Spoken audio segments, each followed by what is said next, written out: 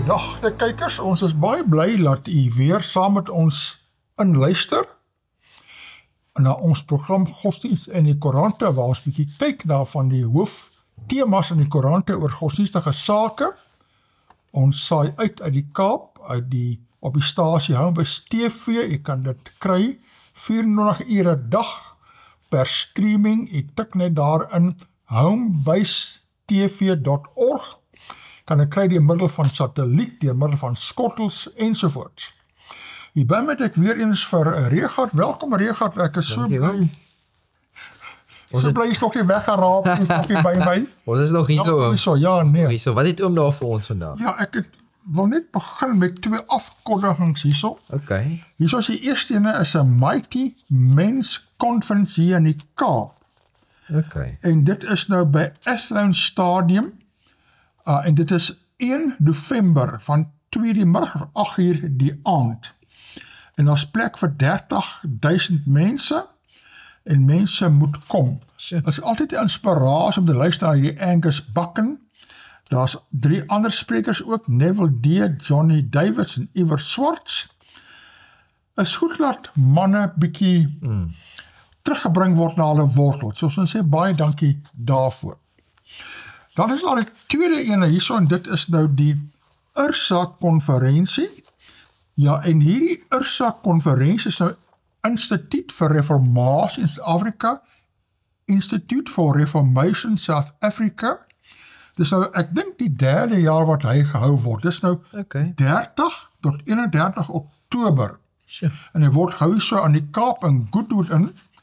En ek was al by die vorige 2 gewees, en 'n hele paar van my vriende en vorige sprekers wat die uitgesaai was ook daar gewees. Werner was elke keer daar gewees en ander ook. En dit word gereël deur Dr. Ferdi Mulder. Weet nie of jy hom nog om al ontmoet al. Dink ek het hom al ontmoet, maar ek het al baie van hom gehoor. Ja, nou jy moet kom dat jy hom ontmoet. Hy is daardie teologiese student wat jare gelede by Pretoriumstyd beswaar gemaak het teen die dwaalleer van die teologiese dosente en gaan klagtes lê, en hy is toe uitgeskop op die ou end. En hy is 'n baie gematigde, regsinnige teoloog. Hy het verder gaan studeer in Engeland en hy reël nou hierdie konferensies om terug te kom na die basis van die geloof.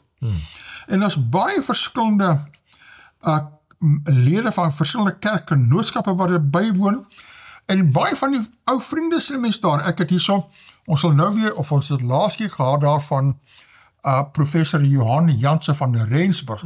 Ek het hom laas jaar daar ontmoet, soos ek weet nou presies wie is, ek het nou die prentjie in my kop en daar.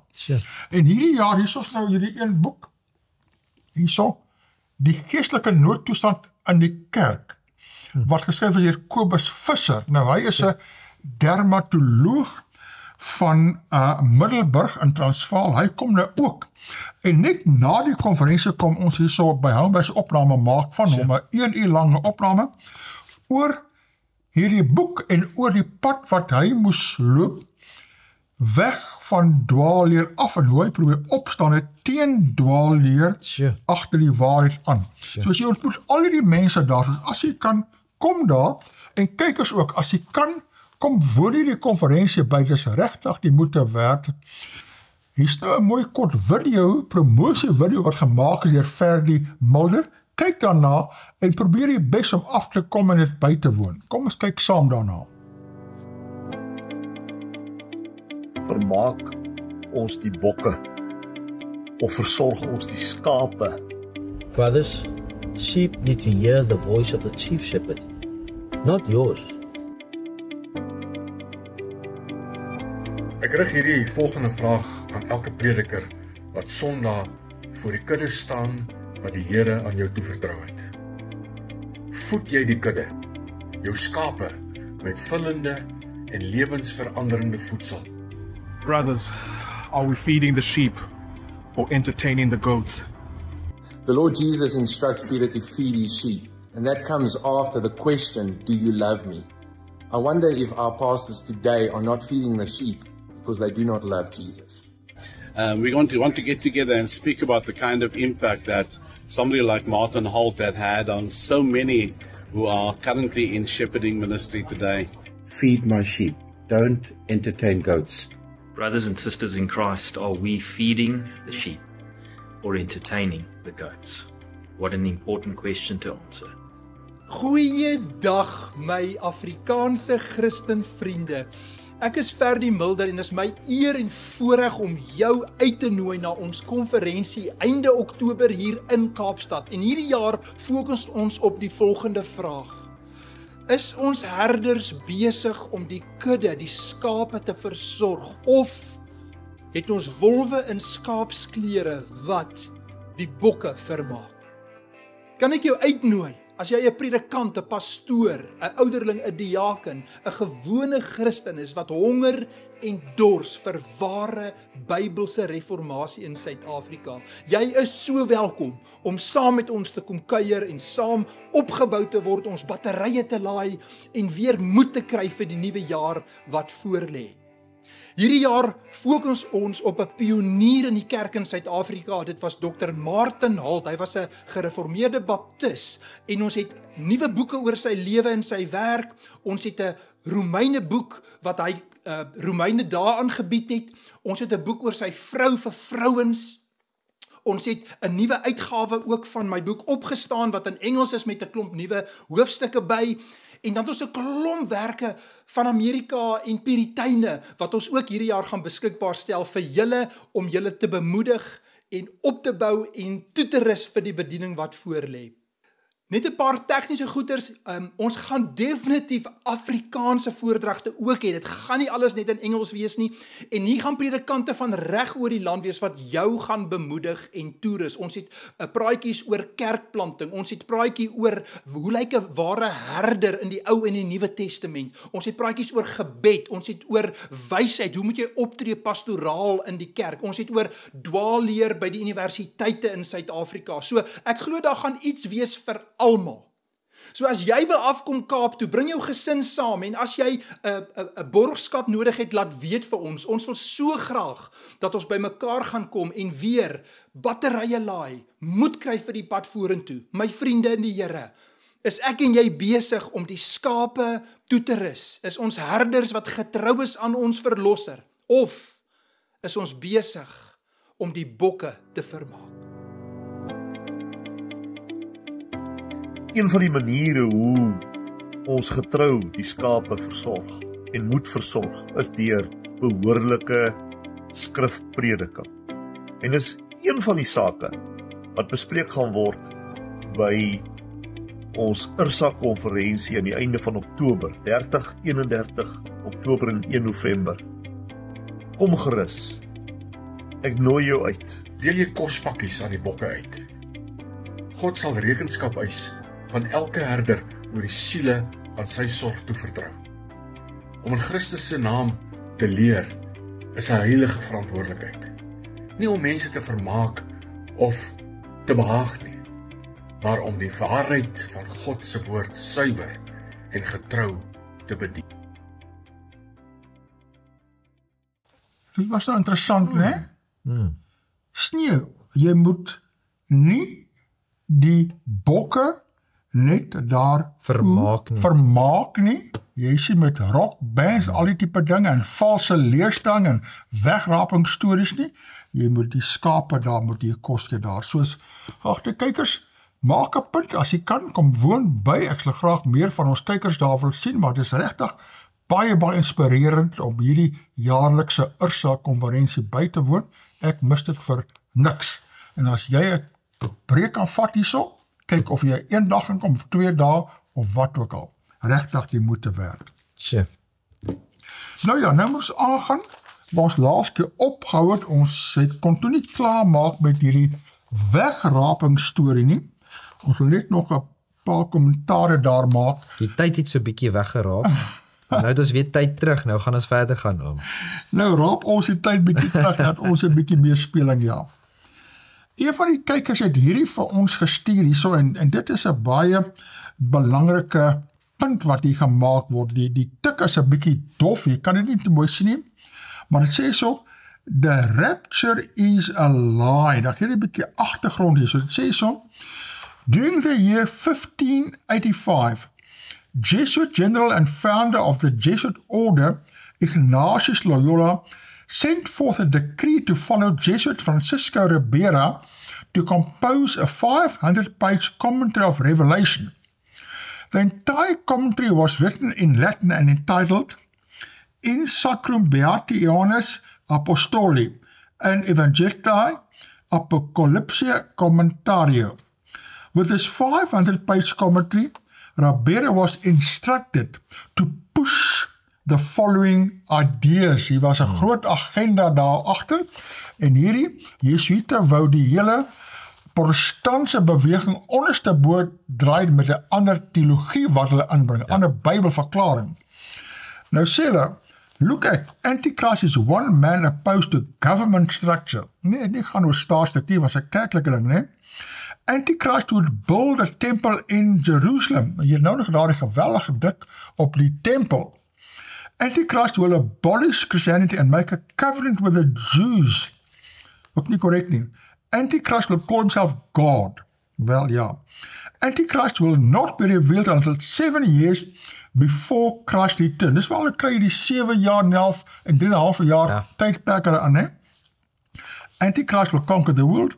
The Christians or the church will be raptured into heaven before the Antichrist appears. Dis waar die hele theorie uitgewerk is en dit toe geleidelik die kerke ingekom en vandag se vir al die karismaat en Pinksterkerke wat dit daar goedsmoeds vir soetkoek opgeëet het. Wat baie interessant is van hierdie is, so daar was 2 mense wat aangestel was. So hierdie een was spesifiek vir die futurisme en dan was daar iemand anders aangestel wat 'n tweede teologie, as ek het nou dit mag gebruik, daai woord, meer van 'n teorie of wat ook al hulle nou probeer om die mense te probeer mislei, en dit was spesifiek preterisme. So hierdie was gewees dat, moenie worry nie, die antichrist gaan in die toekoms wees, en jy gaan weggeraap word voor die antichrist kom, so jy hoef glad nie te worry oor die antichrist nie.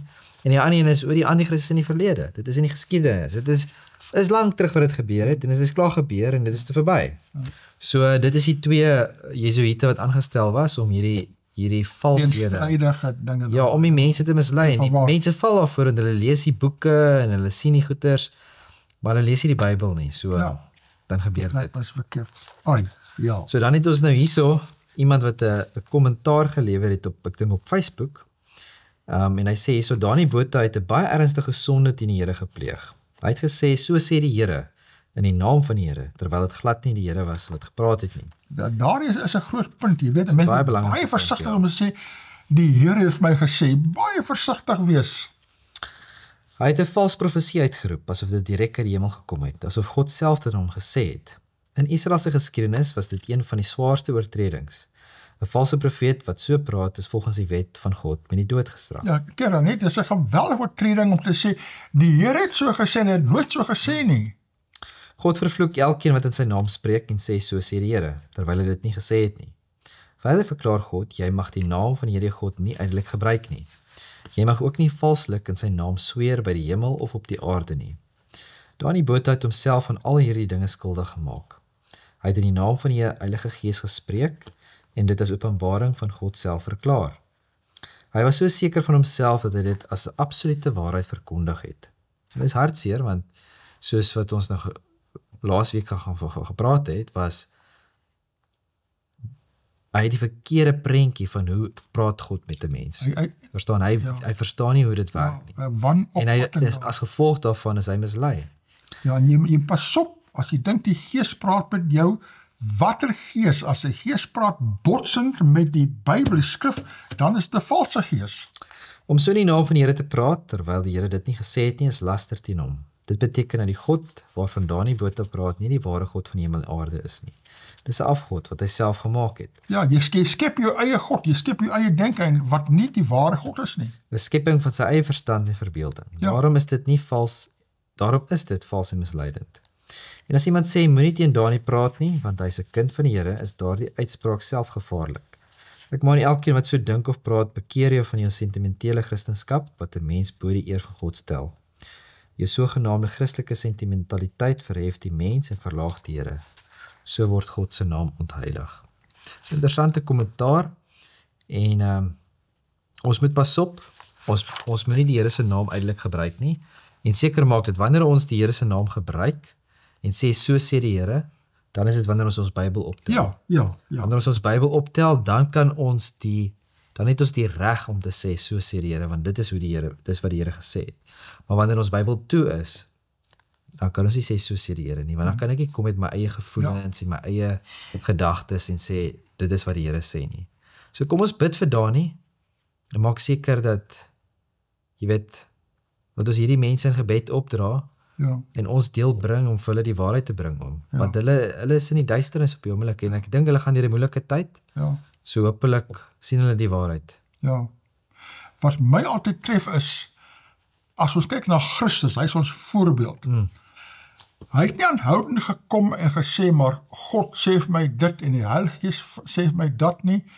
Hy het gesê, daar staan geskrywe, hy as God self, Christus, het gesê, maar daar staan geskrywe, nee, daarin was dit was die gesag. Ja. En dit is die hele punt, en ek het nou eendag met iemand daar gesels, is, ek kan nie enige iemand onder hierdie son sy geskrifte gebruik as gesag nie. Niemand nie.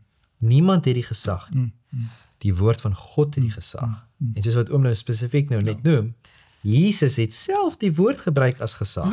Ja. Hy het nie gesê, ek sê so nie. En hy was nie teenstrydig met enigiets in die Bybel. Absoluut. Ja. Absoluut. So, en as daar enigiets kom, of wat ook al het mag wees, iemand jy hoor iets, wat ook al, gaan en maak seker het is so voor jy dit glo. Ja.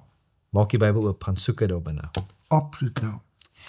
Jong, hierso was nou 'n berig, dis nou 'n bietjie geskiedenis al, maar ons maak hierdie onderwerp nou half tot 'n mate vat ons die los stukkie saam, né? En dit is nou wat die Koran gevra het vir Dani. Sou jy gisteraan sterf, is jy weggeraap, meen Dani. Nou dit is ook dis nog 'n erger wanbegrip. Die wegraping beteken jy is dood nie. Dood gaan aan. Beteken nie elke ou wat dood is, nou weggeraap is. Die verwarring raak net erger daar. Maar kyk wat sê so. As die Here nie kom nie, sal ek moet jammer sê vir die mense. Dit beteken nie dat ek enigstens spyt is oor wat ek sê nie. My bedoeling was nie om mense na te kom nie. Ja, maar check op jou wat jy doen daar, né? Kort voor 6 uur het hy in 'n regstreekse Facebook-uitsending gesê die wegraping sou met 6 uur oor heel moontlik nog gebeur.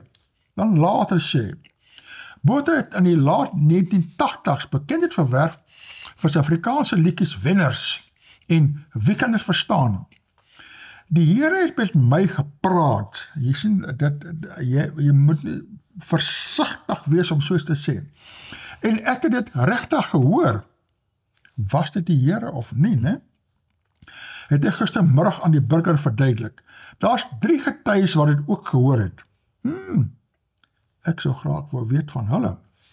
Hy het terwyl hy 'n tyd gelede onder 'n doringboom in Piltston, Noord-Kaap gesit en die boek Openbaring in die Bybel gelees het, trompetgeskal gehoor. Ja, maar wat kan dit beteken? Jy pas op vir jou afleidings, né? Die trompet het 14 keer geblaas. Ek het my vrou wat in die huis was geroep, en toe het sy ook gehoor hoe die trompette nog 7 keer blaas. Botha het onder kritiek deurgeloop oor sy voorspelling. Sommige mense het hom 'n slang, 'n demoon en 'n vals profeet genoem. Dan eindig hy berig af en sê, as jy vanaand aan 'n hartaanval sterf, dan het die wegraping vir jou gekom. Nee, die dood het vir jou gekom. Nie die wegraping nie, Die wegraping is nie om te gaan slaap nie om. Jesus se woorde is, Lazarus slaap. Ja. En Jesus het nie gesê hy is weggeraap, die belangrike punt daarin. So, ja, dit is baie hartseer. Ja. Ons hoop aan die mense lees hulle Bybel. En net soos wat hy daar sê, hy het nou gehoor en hy het gesien en hy het alle dinge, is sintuie. Die vyand kan ons sintuie gebruik. Ons moet nie toelaat dat enige iets wat ons sien of hoor of wat ook al, teen die woord van God gaan nie. Absoluut. Het sê hierso 'n brief van Pieter de Jager uit Reddersburg. Dit sê, hou maar by Bybelse aanwysings. Ja, presies, dit is die bottom line. Dr. Bernard Fikker probeer die negatiewe gevolge belig van die charismatiese denominasies wat saam met die gospelsanger Dani Botha instem, dat die wegraping gister of vandag sou plaasvind. Maar dit is nie die pad van die waarheid nie. Kom ons leef volgens duidelike Bybelse aanwysings van die eindtye. Ons het deesdae genoeg lidmate in ons kerke, waar leiers 'n vloedgolf van dwalinge en valsheid oor hulle loslaat. Kom ons maak ons Bybel oop en begin 'n bietjie ons Bybel te lees, oom. Absoluut. En ja, ek dink dis die belangrikste. Dan is hier so 'n tekenprentjie, nogal wat 'n punt maak, baie goeie punt, en daar is 'n kerk, daar's nou die kerkkennis op bord, nou sê dit, if you missed the rapture, we're still open. En dankie nog vir die kerke waar die evangelie verkondig word, die kerke is nog oop, hulle is nie toe nie. Dan het hier so een, die KPMG slaan 4 dood na werker epos oor wegraping stuur. Ja. Die auditfirma KPMG sê hy verwerp alle forme van diskriminasie nadat 'n leerling rekenmeester by die firma se kantoor in Johannesburg epos oor die wegraping aan die hele maatskappy gestuur het. In die lang epos het Malatsa Letoka, voormalige aktrise, onder meer gesê moslems se geloof gaan hulle hel toeneem en Mohammed is 'n vals profeet. Die epos is verlede Woensdag uitgestuur en Letoka het dit aan groot groepe mense met e-pos verspreidingslyste in die maatskappy gestuur. Groot groepe mense. So dit is 'n groot probleem, maar nou, kyk, so groot maatskappy het mos nou 'n hele databasis van al die mense, so sy het nou die databasis gebruik om nou aan uit te stuur. Sy was seker die mense van die eindtyd dat hulle kan rapture ready wees. Saam met 'n aangehegte dokument wat sy self oor die wegraping geskryf het. KPMG wou nie bevestig hoeveel werknemers die e-pos ontvang het en in watter lande hulle is nie. So dit is wêreldwyd. Letoka sê daarin dat die wegraping tussen 23 en 24 September sal plaasvind en dat die ruimtewesens nie Christene sal opraap. Sies nog, sy het nou gedink, sy het baie katte hier in die sterrebeet oom. Ja, so 'n klomp verskillende katte gebruik om hulle nou te waarsku. In elk geval. Balvoer, sy sê ook die Rooms-Katolieke Kerk en die meeste megakerke is vals omdat hulle saam met sataniste werk om die een wêreldorde te bou. Haar e-pos lei en dan gaan dit so voort. Dan verneem word dat die firma se IT department blitsig die e-pos uit KPMG werknemers se inmandjies verwyder. Maar sommige het dit reeds gelees en op hulle rekenaars geberg. Ai. Jy sien dit. Dis nou ywer sonder kennis. Nou skryf sy. Dis baie waar, nee. Jy moet 'n bietjie versigtig wees met Bybels en geestelike sake. Wees nederig, wees versigtig, moenie. Die ding is, jy moet gaan kyk soos, hoe gaan ek hierdie mense, as jy nou voel jy die waarheid. Ja, hoe gaan jy bereik? Hoe gaan jy bereik? Jy gaan nou nie mense bereik so nie. Nee. Ja, nee, dis 'n storie, jong. Jong, jy weet, 'n selfoon is eintlik 'n baie interessante ding, want jy kry sulke interessante goed daarop, en was my verskriklik interessant, een van die sprekers, wat hierso, vir Dani wou reghelp met sy valse leer, het ook 'n opname gemaak, en het hierso uitgestuur, en rondgestuur, en ek kyk toe daarna, en toe sien ek ek amper eers nie herken nie, is Reinhard Stanner. Ek ken hom. Is jou broer. Hy het hierdie stasie begin hierso. Ja. En hy is nou in Amerika, lyk my het 'n groot las gehad, die ding het hom baie gepla. En ek wil net so 'n stukkie speel, hierso gemaak 'n opname van hierso, oor 7 minute, ek wil net die helfte speel. Sy las sy besorgdheid vir hierdie mense. Kom ons kyk wat hy sê. Party van die kykers sal hom nog herken, want heel wat van die mense ken hom daarso. Daar is hy nou, en al sy glorie, terwyl hy kar bestuur nou daar. Gewoonlik is hy net altyd met 'n das en 'n hemp ordentlik aangetrek. Kom ons. Hi Dani. Ek stuur hierdie video, ek weet nie wat by jou uit te kry nie, maar ook vir jou volgelinge. Ek wil net sê my hart is baie seer. Vir soveel jare is jy een van my gunsteling sangers. Ons stem met baie teologie nie saam nie, en ek weet jy weet wie ek is. Vir jare saai ek met hom by TV uit, en jy is daar op Kruiskyk, en baie van my kykers, so ook jou kykers, maar Dani as 'n broeder in die Here Jesus, my hart hart is so seer. Ek kan sien jy's opreg. Ek kan sien jy glo wat jy glo. Ek kan sien dat jy glo dat Jesus vir jou gewys het, hy gaan jou kom haal. En vir die wat in Christus is. En so ek is nie hier vandag om met jou te stry nie, om enige Bybelverse te deel nie. Ek kan baie deel, jy deel baie, ander mense deel baie. Ons kan daar kom wanneer ons moet. Maar een ding wat ek net graag wil vra, vir jou en jou volgelinge wat glo dat Jesus gaan kom, nou die 23 en die 24 September 2025, dis hier, dis om die draai, wanneer dit nie gebeur nie, natuurlijk glo dit gaan nie gebeur nie, ek vra jou net een groot ding, julle gaan baie seer hê, julle gaan baie teleurgesteld wees, sommige mag in verleentheid wees, selfs jy, maar ek dink aan jou kinders en die jong mense wat daar saam met julle is, en julle van die volgelinge, baie se geloof gaan baie seer kry. Ek het met baie sulke mense gewerk, ek het persoonlik mense met wie ek gewerk het, wat nou vir jare al glo 2027 is die einde van die wêreld, en ek moes met hulle werk, en dit is ook om die draai, en hulle, die einde kan enige tyd gebeur, maar die kans is baie goed, hulle gaan ook teleurgesteld word, want die Here het vir ons nog 'n werk om te doen. En die werk is 'n dramatiese swaai oor die wêreld aan die gang. En ek praat nie net van een denominasie nie, ek praat van baie Christene wat die Here besig is om wakker te skud. En Danie, ek glo die Here was besig om jou ook wakker te skud, maar het mag wees dat jy 'n bietjie verkeerd gehoor het.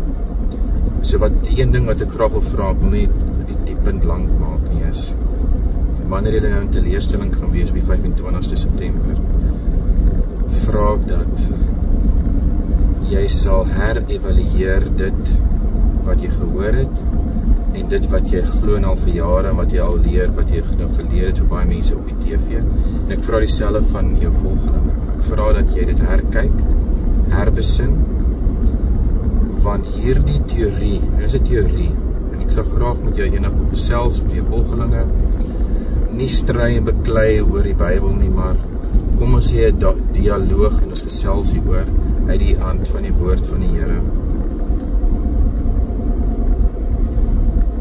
As hierdie teorie dan nou lei om nou te glo dis nou die wegraap, dan kan dit mos nie waar wees nie. Veral hierdie gedagte dat Jesus gaan ons kom wegraap voor die verdrukking. Die Bybel is oorals duidelik, ons moet deur die verdrukking gaan. En julle gaan nou deur die verdrukking gaan. Julle gaan deur die verdrukking van teleurstelling gaan, wat 'n klein mikrokosm is van die makrokosm van die verdrukking wat nou voorlê. En ons almal voel aan as kinders van die Here, die einde is naby. Maar as ons verkeerdelik glo wat die Bybel leer, gaan dit baie mense mislei, net soos wat nou gebeur met jou en jou volgelinge. En daar in my hart gaan uit, toe ek jou video sien, en het ek trane gestort, want ek het jou lief as 'n broeder in die Here, en ek weet jy gaan teleurgesteld word, jy en jou volgelinge, en al wat ek wil vra vandag is baie eenvoudig. Maak my kontak, ek het nie jou nommer nie, hier is my Facebook, stuur vir my 'n boodskap asseblief, en ek sal graag wil gesels, regtig waar, ek sal graag wil gesels, want hierdie gaan vir jou wys dat Jesus gaan ons nie wegvat voor die verdrukking nie. Jy gaan dit self nou beleef, hy gaan nie. En jou volgelinge gaan dit beleef, en julle gaan verward wees, ontsteld wees, en seer hê, en 'n diepe teleurstelling beleef. En ek vra dat ek weet, jy sal miskien nie die Here los nie, maar daar mag ander die Here los, en kyk na die Bybel met nuwe oë. Laat hierdie 'n les wees wat jy en jou volgelinge leer, om terug te gaan na die woord van die Here, om te sien waar het ons verkeerd gegaan. En mag die Here ons miskien dieper wil lei in meer waarheid en lig rakende Jesus en sy koms en die Here rondom sy koms. En so asseblief, maak my kontak. Ek weet nie om met jou kontak te maak nie. Dit is ook duidelik, jy het baie dinge afgesny nou van die wêreld. Maar wanneer jy terug is in realiteit, asseblief maak kontak. En ek gee nie hierdie video om enigstens jou sleg te maak. Ja, is baie mense wat nou jou sleg maak. Ek verstaan van waar hulle kom, maar dit is ook baie ongevoelig wat die mense sê en hoe hulle dit sê. So, terwyl ek ook weet, jy is verkeerd, en as 'n broeder kan ek dit vir jou sê, my broer, voel my hart vir jou. Ek kan die Heilige Gees voel wanneer jy sing. So ek weet jy die Gees van die Here.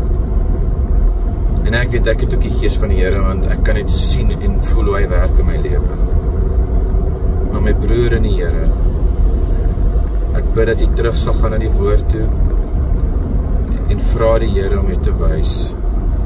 En ek glo uit hierdie diepe duisternis waarin jy gaan vasgekeer wees van teleurstelling, dat jy kan opstaan en dat jy getuienis kan hê hoe die Here jou gelei het in dieper waarheid. Ek bid vir jou, Dani Botha, jy is 'n kind van die Here. Ek bid vir jou in hierdie tyd en die volgende paar dae die Here sien. Ek dink hy het dit mooi gestel. Op 'n mooi pastorale wyse 'n oproep gemaak. En ek hoop regtig die mense, hulle vat die boodskap ernstig op en dat hulle nie gaan verskonings gaan maak hoekom dit nie gebeur het nie en dan net weer in die toekoms weer 'n datum gaan stel nie. En dat hulle werklik hulle Bybel sal optel en lees om. Jy weet, ek het gewonder wat se goed kan hieruit kom, want ek het net gesien sleg. Mense gaan hulle geloof verloor en gespot van alles te. Maar een goed wat hier kan kom is dat mense sal beïndruk word om terug te gaan hulle skrif te lees. Kyk wat sê die Bybel. Dit is een moontlike goeie ding wat daar kan kom. Absoluut. Nou ons het hier gepraat oor Ribeiro en hierdie Katolieke ensovoorts en die Jesuïte. Was my baie interessant vandag. Dis in die dag van opname kry ek so nou nog WhatsApp van jou broer Reinhard Stander daar in Amerika. En dis 'n opname wat hy gemaak het oor die wegrabing om die valsheid daarvan uit te wys. En hy gee so 'n hele paar baie mooi historiese perspektief wat mense kan verstaan. Waarvandaan kom dit, hoekom en wat? Nou hierdie beloop amper 'n halfuur. Ek gaan net daarvan speel so wat 6,5 minute. Kykers, as jy hierdie hele video wil kry, kontak my. Ek kan vir die stuur of Reger kan vir die stuur daar.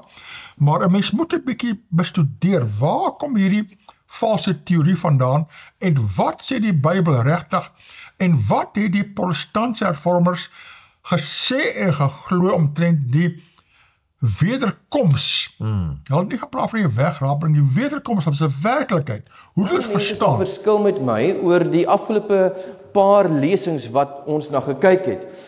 Juis omrede mense van 'n verskillende invalshoeke kyk na die Bybel, na eindtyd profeseë en na die boek Openbaring. Ek wil graag vir julle vanaand op 'n manier net vinnig toon waarom mense ander sienspunte uitkyke sal hê daarop. Maar voordat ons daar kom, wil julle graag herinner aan hierdie vers. Die vers in Petrus. En ons het die profetiese woord wat baie vas is, waarop julle tog moet ag gee soos op 'n lamp wat in 'n donker plek skyn, totdat die dag aanbreek en die môrester opgaan in julle harte. Volgens hierdie Bybelgedeelte is profesie belangrik. Absoluut, as jy hierdie gedeelte lees, kan jy nie anders as om te besef, dis 'n woord wat vas is nie. Profesie messel dit vas, dit kan nie skuif nie, wat wil sê, allerhande tipes interpretasie het nie plek in die skrif nie. Daar's net een. Jy moet skrif met skrif vergelyk, sola scriptura. Nou as daar mense was wat gestaan het op sola scriptura, die Bybel en die Bybel alleen, was dit die hervormers. Nou op 31 Oktober 1517 begin die hervorming met die protes van Martin Luther teen die valse leer van die Romeinse kerk. En hy vat daar die 95 teses, hy kap dit vas teen die deur en hy sê basies ook toe hy voor hulle verskyn, 1521, hier staan ek kan nie anders nie. Nou, hoekom is hierdie belangrik? Nie baie lank na Luther se protes het Rome dadelik met 'n ontvorming of 'n teenhervorming begin. Nou, die konsilie van Trent was gaan 1545 tot 1563 in Trent in Bologna in Noord-Italië. Nou, ons gesien in die vorige studie, wat het hulle bevind wat basies die protestantse hervorming heeltemal gekniehalter het. Maar daar was nog iets. Wat was een van die hoofdoele met hierdie konsilie van hulle? Een van die hoofdoele was verplaas die fokus van die paus as anti-kris. Wat het hulle bereik? Hoe het hulle dit gedoen? Vader van futurisme is Francisco de Berra. Hy was 'n Jesuïet. In hierdie tydperk, te deel van die konsilie, hulle vaardig hom af en sê vir hom, basies, jy moet vir ons die volgende doen. Op 'n manier kry die profeseë dat hulle ewers in die toekoms heen wys, sodat die fokus van ons as anti-kris verplaas kan word. Hy vat toe letterlik, hy gaan studeer dit, en hy verplaas al die profeseë in die verre toekoms. Hy sê die boek Openbaring is toekomstig. Hy sê die anti-kris kom iewers is een man wat gaan kom in Jerusalem om homself opstel vir 3,5 jaar en. Ons gaan nou 'n bietjie kyk na daardie leer. En baie mense begin hierdie glo, en ek het 'n hele lesing op DVD as jy dit wil hê, wat ek hierdie tydlyn dwarsteer trek om te sien hoe dit deur al die eeue gewerk het totdat dit in die protestante kerke ingekom het en nou deel is van groot gedeeltes van die protestante kerk waar almal sê, weet jy wat, die anti-kris kom eendag in die toekoms. Nou moet julle verstaan, wat's die probleem hiermee? Wat dink julle? Die probleem is die volgende. As die anti-kris iewers in die toekoms kom, met sy merk, met sy beeld, wat baar dit vir ons? En wat dit problematies maak, die kerk gaan weggeraap word, gaan nie op aarde wees nie, so hoekom omgee oor die anti-kris, hoekom omgee oor die merk van die dier? Maar die katholieke kerk wil dit nog meer in sement, hulle vaardig nog 'n Jesuïet af, Louis d'Alcázar. Hulle sê vir hom, kyk jy of jy die anti-kris iewers in die geskiedenis kan vasmaak. En hy kry dit reg. Hy kry dit reg om te wys uit Bybelprofesie so genaamd dat die horingkie in Daniël 7 is eintlik Antiochus Epiphanes en die horingkie in Daniël 8 Antiochus Epiphanes. Dit was 'n Griekse regerder. Dis alles geskiedenis. Ons hoef nie meer geplaas te wees oor profesie nie. Dis almal vervul. So nou het jy hierdie twee sieninge. Nou in sommige kerke vandag leer preterisme, maar meeste leer futurisme. Nou futurisme is totaal solied gebaseer op die volgende, op die 7 dispensasies soos hulle dit leer. Hulle sê daar's die dispensasie van onskuld, van gewete, van regering, van belofte, van wet, van genade en koninkryk. En basies die leer is dat in elke hierdie dispensasie word mense anders hanteer, anders gered. Ek het nie vanaand tyd daarvoor, ek het 'n hele DVD daaroor as jy dit belangstel. Maar die punt is dat hier is 'n probleem, want die Bybel word in seksies afgekordon, die een kan nie met die ander werk nie, en God red op verskillende maniere. Byvoorbeeld, hulle sê, van Adam was so onskuldig en hy het nie regtig veel geweet nie, so hulle het maar eintlik 'n fout gemaak. Dan kom jy hierso by Moses, die mense was onder die wet, hulle moes die wet onderhou om gered te word. Maar wonderlik, toe Jesus kom, wet nie meer nodig nie, nou word ons gered deur genade. En daar was nie Heilige Gees in die Ou Testament, daar is nou net eers die Heilige Gees. Wat doen jy met Psalm 51 waar Dawid sê, neem nie Heilige Gees vir my af nie? Wat doen jy met Jesus wat sê in die Nuwe Testament, onderhou my gebooie? En so kan ons aangaan. Die hele pakket maak nie sin nie. Maar kyk die probleem hiermee. Die probleem is die eindtydprofeseë wat nou in hierdie vorm van futurisme geplaas word. Raai wat deur 'n Katolieke Jesuïet daar gestel is. En nou leer protestante dit, want ons glo nou nie meer die Romeinse gedeelte of die Romeinse beweging is die anti-kris nie. Nou glo ons hierdie ding dat iewers in die verre toekoms en wonderlik die kerk gaan wegwees. So die eindtyd begin met die kerk wat weggeraap word volgens hierdie model. Dan is daar begin die benoudheid en in die middel hiervan is die tempel herbou, die anti-kris stel homself in die tempel, maar is 'n gevaar met die leer nog dat weet jy wat, kom ons sê jy was nou nie weggeraap, net jy daarom nog 'n kans. Dit gaan swaar wees, jou kop kan selfs afgekap word, maar jy het nog 'n kans. En dan in jou aan die einde, dan kom Christus en ons herbou die aarde in 'n millennium van vrede, ensovoorts. Nou hier is baie problematies. Daar is nou baie mooi gestel. Ja, en ek dink mense moet, as hulle die hele, ek was ook daar gewees, met daai lesing wat hy aangebied het. Dit was absoluut fantasties. En dit gaan reg deur die oorsprong, waar kom dit vandaan? Want dis elke keer die vraag wat jy self moet vra. Wanneer mense kom met sogenaamde nuwe dinge, of wat ook al dit mag wees, is, wat is die oorsprong? Wat is die oorsprong? Is die oorsprong die woord van God? Ja. Of waar is die oorsprong? En hy wys hier so baie mooi, waar is die oorsprong van die wegraping? En stel dit baie mooi. So ek dink regtig mense moet, as hulle die volle een wil kyk, moet hulle ons kontak, dat ons hulle kan aanstuur. Ja. Dan het ons nou hierso, sê dit nou hierso, pastoor vra om verskoning, omdat hy mense mislei oor die wegraping. En daar is ons nou 'n video wat hy nou gemaak het, waar hy nou verskoning vra, en dan sê dit maar, Dani het nog nie verskoning gemaak nie. Waar is Dani? Sies tog. Ok, daar is daardie swart preker, wat ons eerste van gelees het, wat het propageer het, dus daar maak hy verskoning, ja. Sure. Baie interessant. Jong, weet wat, is interessant, al die goed, hierdie selfoon en die WhatsApp is 'n verskriklike waardevolle ding, jy kan baie jou tyd opslurp, jy weet, maar ek kry hierso 'n WhatsApp van Ria Stanner. Ja, ek was so beïndruk, want hierdie Ria Stanner het gaan kyk wat sê die Bybel, wat sê die woord, is het 'n klomp tekste aangehaal om perspektief te gee, dis wat ek mis in al die ander aspekte daar. Jou van is ook Stanner. My van is ook Stanner. Hoor. Ja, hierdie Ria Stanner is jou ma. Ek ken haar, ja. Het sy teologiese opleiding?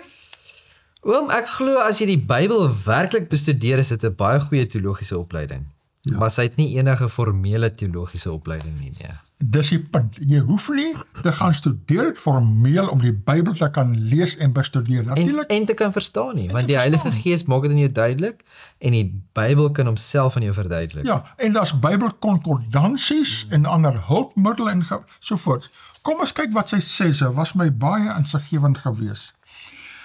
En veral omdat dit deur 'n leek geskryf is.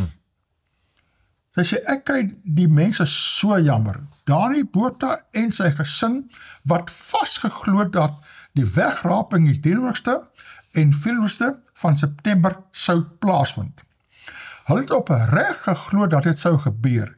Geen twyfel gehad nie, want toe die omroeper wat 'n onderhoud met hom gehad het, gevra het of hy weer met 'n onderhoud kan hê op die 25ste, as dit nie gebeur het nie, het hy geantwoord, hulle kan daarbo in die hemel met mekaar praat, want hulle gaan nie meer hier op aarde wees nie.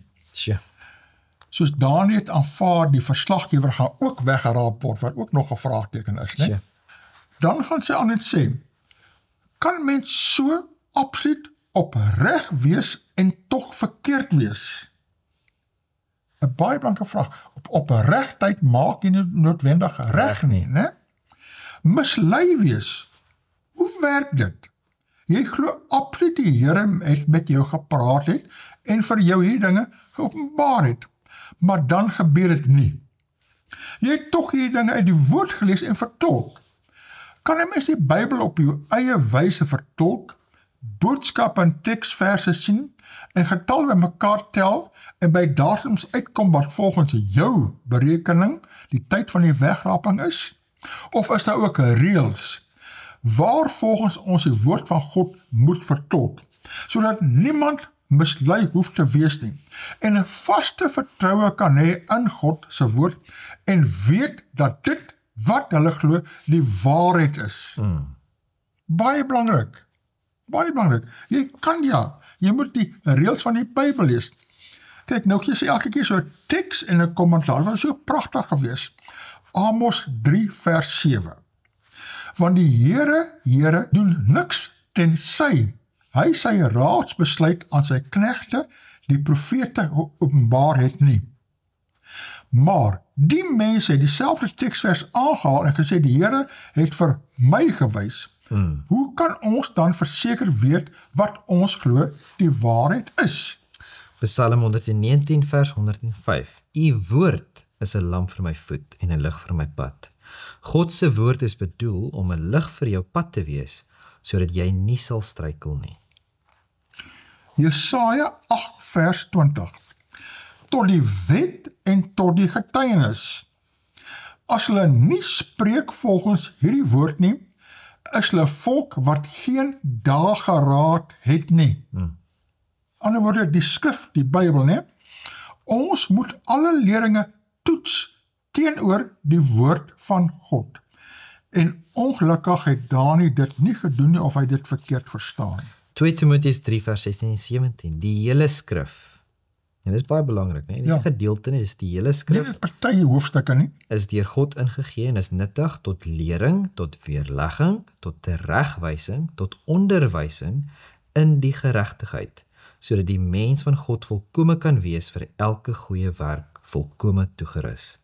Die hele skrif, net 'n paar verse hier en daar nie, is vir ons lering om volkome toegerus te wees. Dit is 'n baie belangrike vertrekpunt daar, jy moet die skrif hê, en ek het geluister baie interessant na 'n praatjie van Charlie Kirk, en hy het gesê, jy moet jou Bybel hê, jy moet 'n Bybel hê wat jy bestudeer in jou hand. Bybel beself van, okay, dit is goed daar, maar jy moet jou Bybel hê en hom merk en gebruik en lees daarso. Kry 'n Bybel, nie net elektroniese uitgawe nie. Dan gaan sy verder en haal aan Johannes 8 vers 31 en 32. En Jesus sê vir die Jode wat in hom geglo het, as julle in my woord bly, net as 'n voorwaarde, as julle my woord bly, is julle waarliks my disippels. Soos 'n disipel moet in sy woord bly. En julle sal die waarheid ken, né? As julle in die woord bly, en die waarheid sal julle vrymaak. Die woord moet ons maatstaf wees, en ons moet in die woord bly. Nie alles glo wat predikers op YouTube verkondig nie.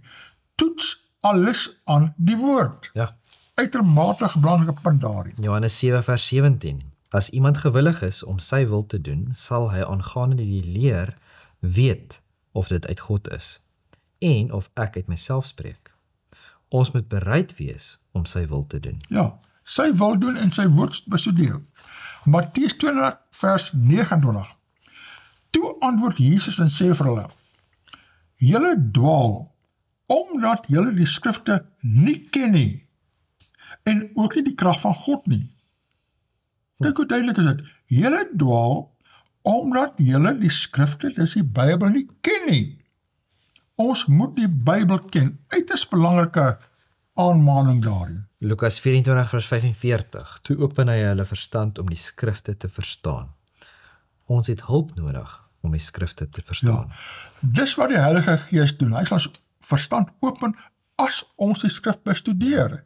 Maar as ons die skrif nie bestudeer nie, hoe gaan hy waarheid vir ons openbaar? Baie belangrik. En hoe gaan ons weet die regte Gees praat met my? Presies. En die Gees sal nie praat teenstrydig met die skrif nie. Absoluut nie. Dan gaan dit al hierso. Psalm 119 vers 18. Open my oë dat ek kan sien die wonders uit u wet. Dit moet ons gebed wees. Spreuke 1 vers 23. Wend julle tot my teregwysing, dan laat ek my gees vir julle uitstroom. Wil ek my woorde aan julle bekend maak. Ja. God se belofte aan ons, wanneer ons na hom luister, want hy sal sy woord aan ons bekend maak. Maar dan moet ons sy woord lees en bestudeer daar. Ja. Psalm 119 vers 34. Gee my verstand, dat ek u wet kan bewaar. Ja, dit kan onderhou van ganser hart. Ons moet 'n begeerte hê om God te wil gehoorsaam. Pragtig, né? 2 Petrus 1 vers 20. Terwyl julle vir altyd moet weet dat geen profesie van die skrif 'n saak van eie uitlegging is nie. Ons kan nie ons eie uitlegging van die skrif hê nie. Die skrif verklaar homself en dit is krities. Dit is die fondasie van protestantisme. Ja. Want ons het nie iemand wat 'n hoër gesag het in die kerk wat vir ons verduidelik hoe die Bybel wat die Bybel sê. En die magisterium is soos die paus. Daar bestaan nie so iets in die protestantisme nie en wanneer ons eie storieetjies en dinge begin verduidelik en vir mense gaan vertel, dan is dit 'n groot probleem. Ons mag nie die Bybel uit ons eie oogpunt uit lees nie. Ja. Ons moet die Bybel gebruik en lees dat die Bybel homself aan ons uitlê. Dis reg. Nie ons eie gedagtes nie. Pas op vir jou eie uitleg, né? 1 Petrus 1:1 vandag. Want geen profesie is ooit deur die wil van 'n mens voortgebring nie, maar deur die Heilige Gees gedrywe, het die heilige mense van God gespreek. En daar is vasgelê in die Bybel. 1 Korintiërs 2:13 sê, daarvan spreek ons ook, nie met woorde wat die menslike wysheid leer nie, maar met die wat die Heilige Gees leer, sodat ons geestelike dinge met geestelike dinge vergelyk. Ja.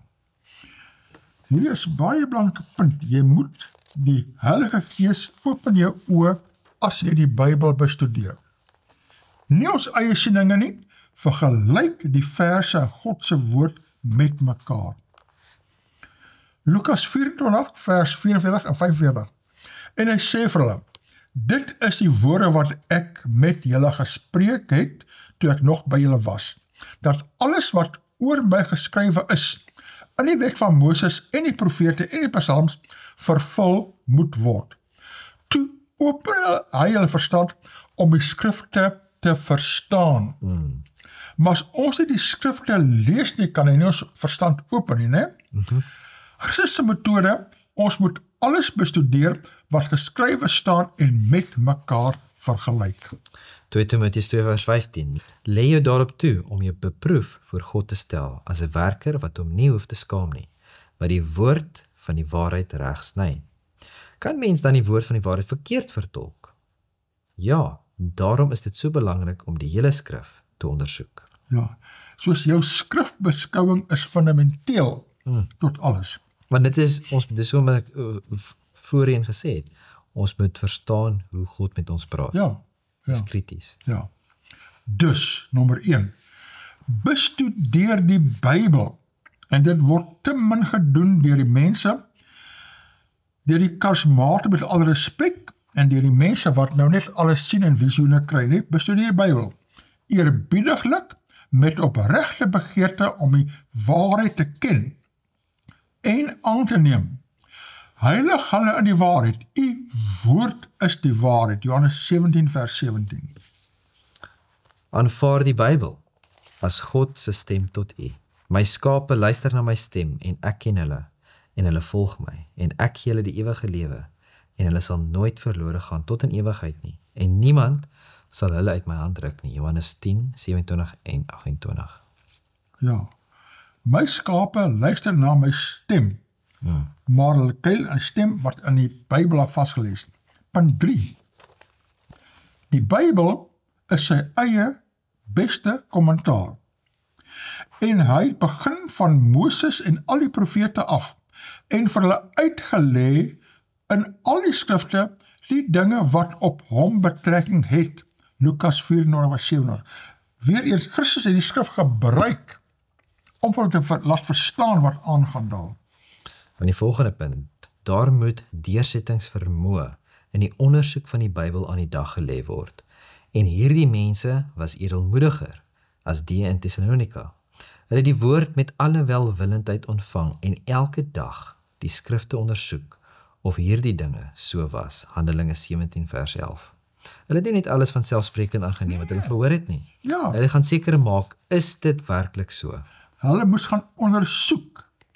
Hulle skrifte ondersoek of dit so was. Uiters belangrik is hierdie, as jy die tekste lees, kry jy onmiddellike perspektief daar. Punt 5 daar moet niks bygevoeg word of weggelaat word van wat die Bybel sê nie. As iemand baie dinge byvoeg, dan sal God oor hom die pla byvoeg waarvan in hierdie boek geskrywe is. En as iemand iets van die woorde van die boek van hierdie profesie wegneem, dan sal God sy deel wegneem uit die boek van die lewe en uit die heilige stad en uit die dinge waarvan hierdie boek geskrywe is. Openbaring 22 vers 18 tot 19. Die betekenis hier is nie soseer uitskryf of inskrywe nie, maar dat 'n mens deur valse vertolking die Bybel kan maak sê wat dit nie sê nie, of ontken wat dit werklik sê. Daarom moet ons die hele Bybel agneem en self laat spreek, sodat ons kan aflei wat dit leer. Ter nagedagtenis, en as jy in jou hart sê, Hoe sal ons die woord weet wat die Here nie gespreek het nie? As die profeet in die naam van die Here spreek, en wat hy gesê het, gebeur nie en kom nie uit nie, dan is dit die woord wat die Here nie gespreek het nie. Deur vermetelheid het die profeet dit gespreek. Deuteronomium 18:21 en vers 22. Sjoe. Baie sterk, nee, as dit nie gebeur nie, was dit die vermetelheid van die profeet. So, hier is die vraag, van hier is die ding, en die gedagte kom by my op, as my pa my bel, en hy sê vir my iets, en dit klink bietjie af, en ek sê vir hom, as jy seker dit is so, en hy sê, ja, ek sê, maar dit kan nie wees nie, want my pa sal nie so iets sê nie, dan moet ek weet, dit is nie my pa nie, en die enigste rede hoe ek het gaan weet, is, want ek ken my pa baie goed, en die punt wat ek probeer maak is, as ons die woord van God absoluut bestudeer, en ons ken die waarheid, soos wat dit staan in die Bybel, en ek hoor 'n stem, of wat ook al dit mag wees, daar's tekens en wonders, en wat ook al dit mag wees, maar dit strook nie, en dit gaan nie volgens die woord nie, dit gaan nie volgens wat ek weet die Bybel sê nie, dan moet ek weet, dit kan nie waar wees nie. So, ja, dit is baie, baie belangrik. Ja, jong, wat my so beïndruk het, is dat dit is 'n gewone gelowige wat dit geskryf het, en nie 'n opgeleide teoloog nie. Daar is die kontaknommer, as mense by Ria Stander wil gesels, 063-151-6844.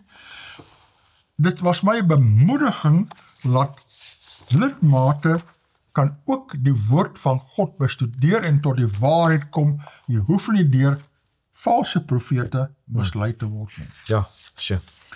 Jong, die volgende onderwerp wat ons hier so het, ek weet ons praat so lekker hier, maar dit is so interessant al die tipe ding, ons kom nie vinnig genoeg hier buit nie, is hierdie ding van die intergeloof nagmaal in die NG Kerk daar by Hermanus. Sure. En daar was 'n paar skrywers hier, daar's die berig wat geskryf is deur Johan Eybers, daar's professor Johan Jansen van Rensburg se skrywe hierso, daar is ook nog Johannes de Villiers wat geskryf het, ensovoorts, en dan het Ferdy Miller 'n video gemaak. Ek dink ek gaan afsluit met sy video as inleiding tot volgende keer, soos ek kyk na wat al die koerante sê van hierdie intergodsdienstige nagmaals erediens by Hermanus.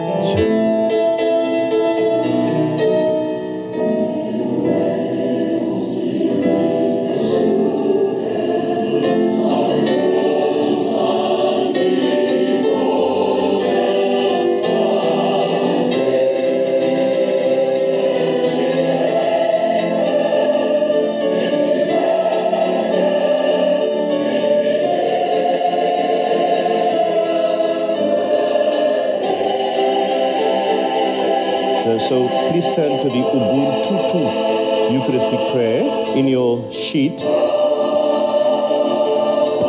And I think maybe we can all stand. Please all stand. The first three things I will say the first line, and you respond with the second line. And then when we get to the part where it says yes, please everyone say yes. I think we must give the NG Kerk a hand. Kom ons. Kom ons gee mekaar net 'n hande klap. Ek is so dankbaar en trots. Dit was voorware spesiale geleentheid. Goeiemôre my Afrikaanse Christen vriende reg oor Suid-Afrika. Ek is Ferdy Mulder en ek wil jou uitnooi om aan te sluit by ons kanaal en te stuur vir vriende en familie en pastore, predikante, ouderlinge, diakens in verskillende kerke wat jy weet wat hierdie boodskap moet kry, wat toegerus kan word, wat opgeroep kan word om getrou te bly aan die woord van God in Suid-Afrika in 2025. Vriende, ek is gevra om 'n perspektief te gee op 'n intergodsdienstige nagmaalserediens wat onlangs by die NG Kerk in Hermanus gebeur het, en ek gaan vandag so 'n bietjie vir jou 'n oorsig gee, 'n bietjie 'n perspektief of twee op die tafel sit, en aan die einde moet jy besluit of jy dink dat hierdie soort gebeurtenis in stryd is met die woord van God en of die Here Jesus ons toelaat om intergodsdienstige eredienste te hou.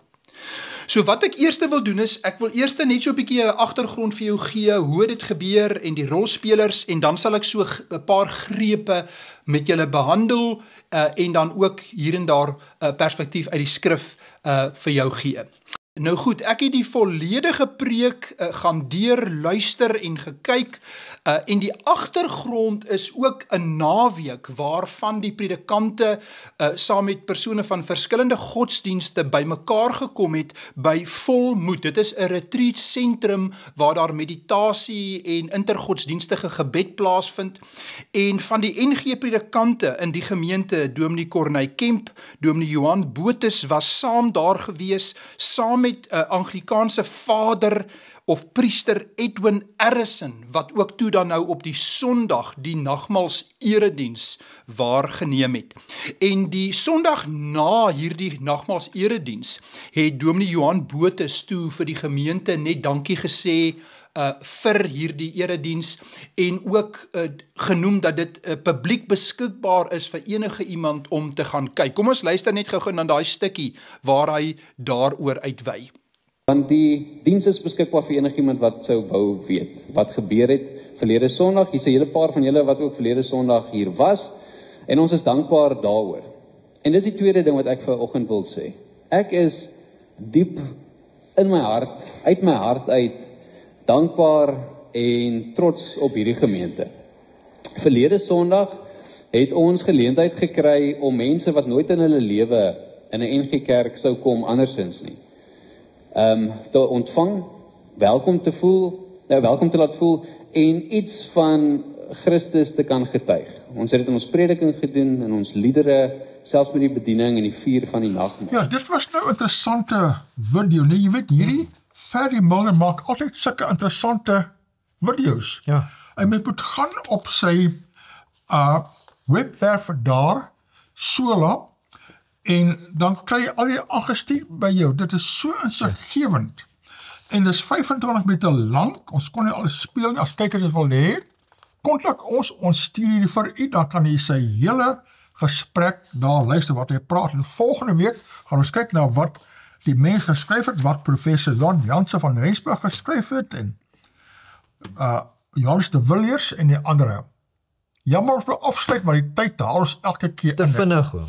Kan nie glo nie. Te vinnig. En daar's te veel dinge wat ons by moet uitkom, maar sal maar volgende week. Ons maak so stadig vol. Sterkte kykers sien volgende week weer.